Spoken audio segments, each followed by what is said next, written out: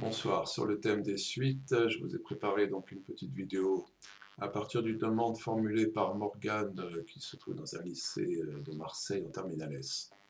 Voilà, donc moi je vais m'éclipser discrètement de l'écran pour commencer cette vidéo. Alors, quel est l'exercice?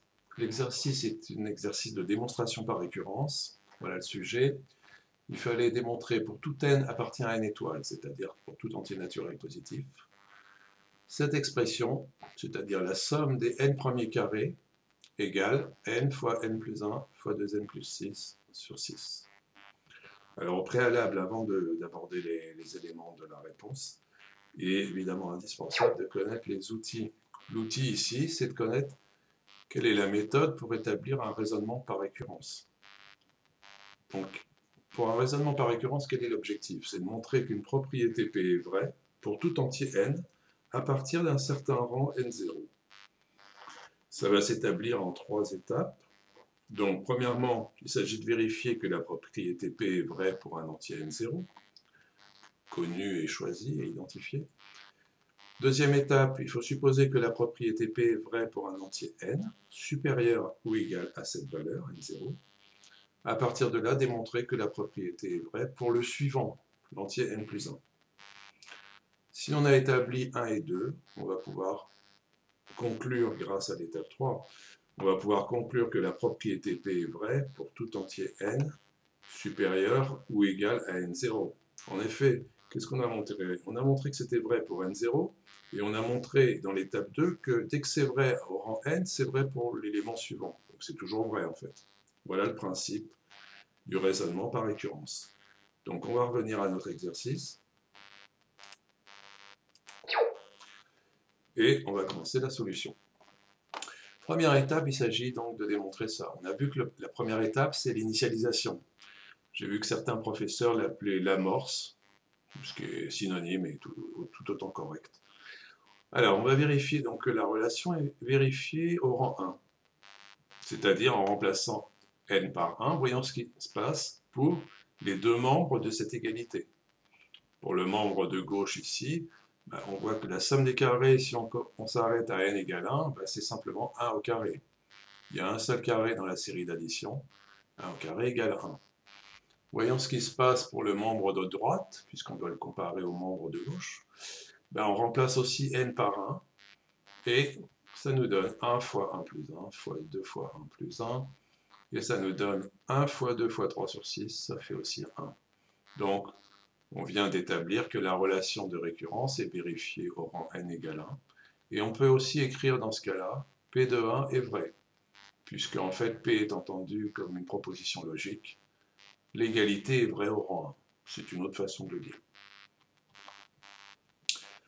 Donc, on doit toujours démontrer ici notre expression initiale, que j'ai appelée I, cette équation. On est déjà dans la deuxième phase qui s'appelle l'hérédité. Donc, l'hérédité, en fait, on rappelle la méthode pour résoudre l'exercice. On part de l'hypothèse que la relation à démontrer est vraie au rang n. On appelle cette hypothèse hypothèse de récurrence. Cela peut s'écrire aussi P de n est vrai, puisqu'on a vu que quand P de 1 est vrai, on écrit pour n égale 1, P de 1 est vrai. Le cas où P de n est vrai, le point de départ de la démonstration est donc cette hypothèse, qu'on appelle hypothèse de récurrence. On va l'utiliser pour démontrer que la relation est vraie au rang n plus 1. Donc voyons ce que ça donne en partant de l'équation I. Alors n0 ici dans notre exercice c'est 1, donc voilà ce qu'il faut écrire. Pour tout n plus grand ou égal à 1, la somme des carrés, c'est bien ça, c'est la condition initiale. Maintenant on veut ajouter n plus 1 au carré, puisqu'on veut voir la somme des n plus unième carrés. Donc si j'ajoute n plus 1 au carré à gauche, j'ajoute n plus 1 au carré à droite. À partir de là, vous voyez, le membre de gauche, lui, ne bouge plus. Par contre, qu'est-ce qu'on va faire? On va simplement faire des développements, simplification, factorisation, enfin toutes sortes d'opérations algébriques sur le membre de droite. Première étape, dénominateur commun, c'est 6. Donc 6 fois n plus 1 au carré sur 6.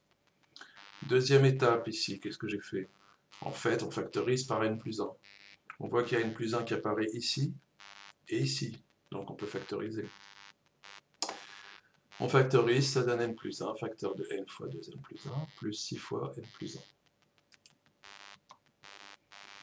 On s'est rendu compte qu'on arrive ici, en fait.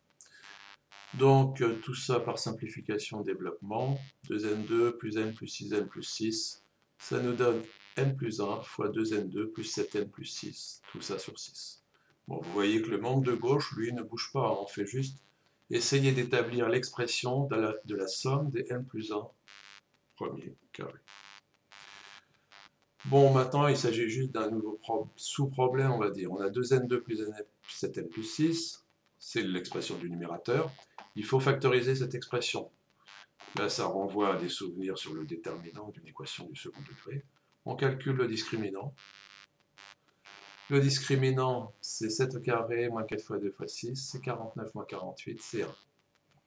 Le delta est positif, donc on a deux racines distinctes. On sait les calculer, je ne rappelle pas ici les formules moins b moins racine de delta sur 2a et moins b plus racine de delta sur 2a. Ça renvoie à un autre cours.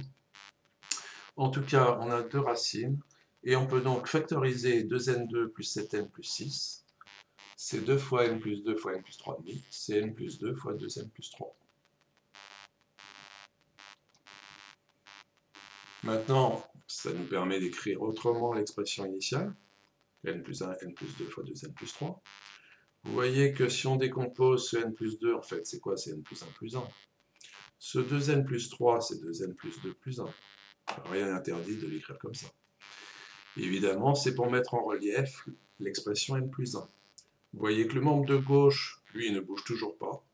Ici, j'ai n plus 1 fois n plus 1 plus 1 fois 2 fois n plus 1 plus 1.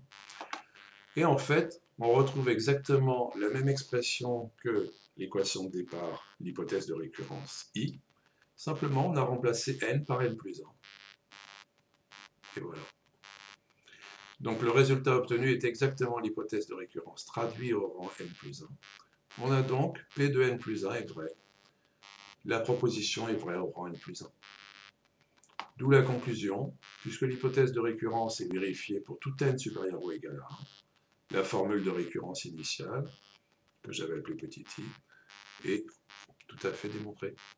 Voilà, c'est la fin de la vidéo. À une prochaine vidéo, et j'espère que celle-là pourra vous servir.